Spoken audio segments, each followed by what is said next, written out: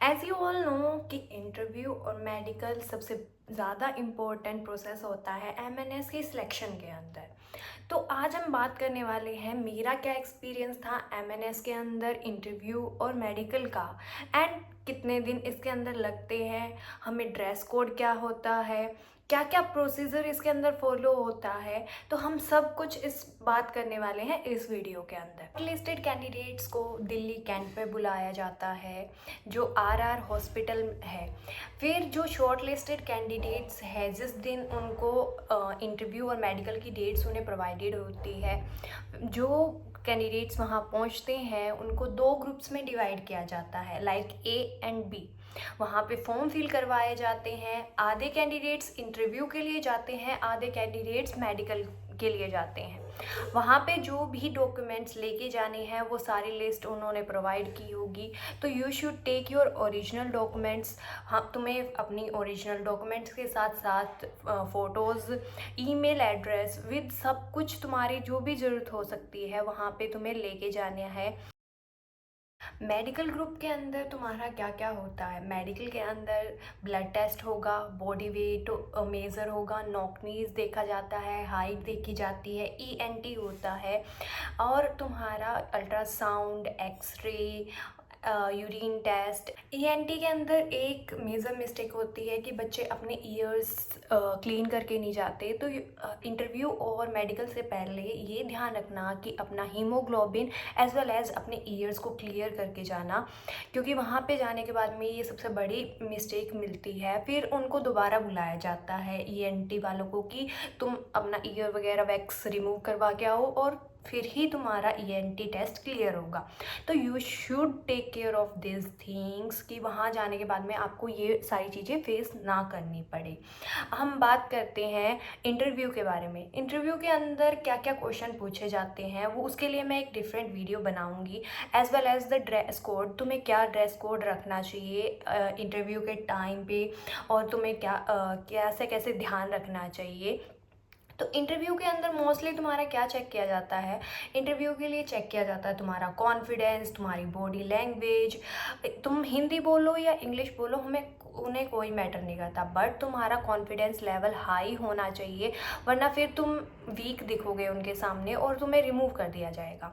Interview के panel के अंदर तुम्हारे पास एमएनएस ऑफिसर्स होती हैं और साथ में तुम्हारे मेडिकल ऑफिसर्स होते हैं जो इंडियन आर्मी के अंदर काम कर रहे हो। वो जो भी क्वेश्चन पूछे उस क्वेश्चन का क्लियरिटी से आंसर देना, अपनी बॉडी लैंग्वेज को अच्छा रखना, नर्वस मत होना। अगर आप नर्वस होंगे तो उनको साफ साफ पता चल जाएगा, तो उससे आपके मार्क्स रिड्यूस हो सकते हैं। अपने क्वेश्चन को इतना क्लियर रखना कि वो आगे से और कोई क्वेश्चंस पूछ सकते हैं उसके अंदर घुमा के ही, आप उसके अंदर मत फंसना। जैसे कि आपसे पूछे कि आपकी हॉबीज़ क्या है, आप बोलते हो कि रीडिंग बुक्स, तो फिर वो आपसे आगे से पूछेंगे कि आप कौन सी बुक्स पढ़ते हो। आप बुक्स के बारे में बताओगे, नाम लोगे, फिर वो ऑथर के नाम पूछेंगे।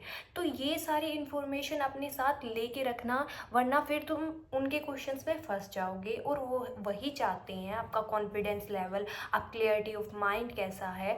तो इन सब चीज़ को अपने ध्यान में रखना।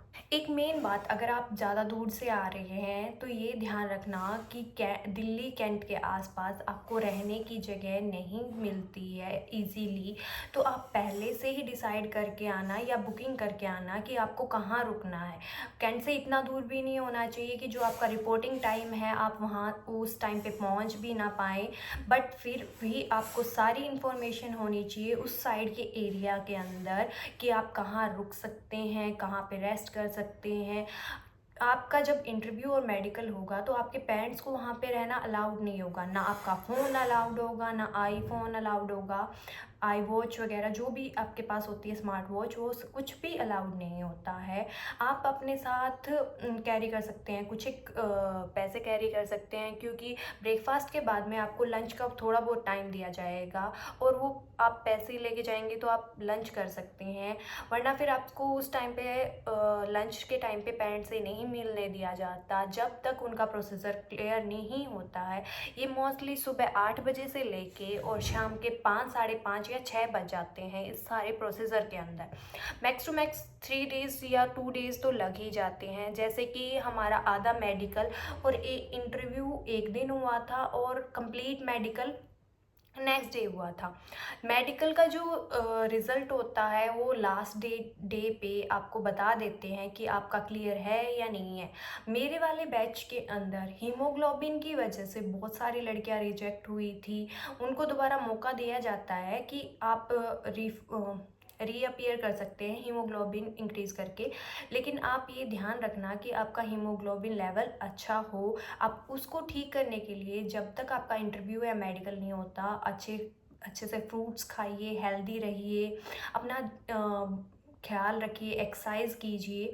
तो इसमें सब चीज़ें आपको ध्यान रखनी पड़ेगी ड्रेस के लिए। और आपको क्या क्या क्वेश्चंस इंटरव्यू के अंदर पूछे जा सकते हैं उसके लिए मैं एक सेपरेट वीडियो बना दूंगी। तो आज के लिए थैंक यू।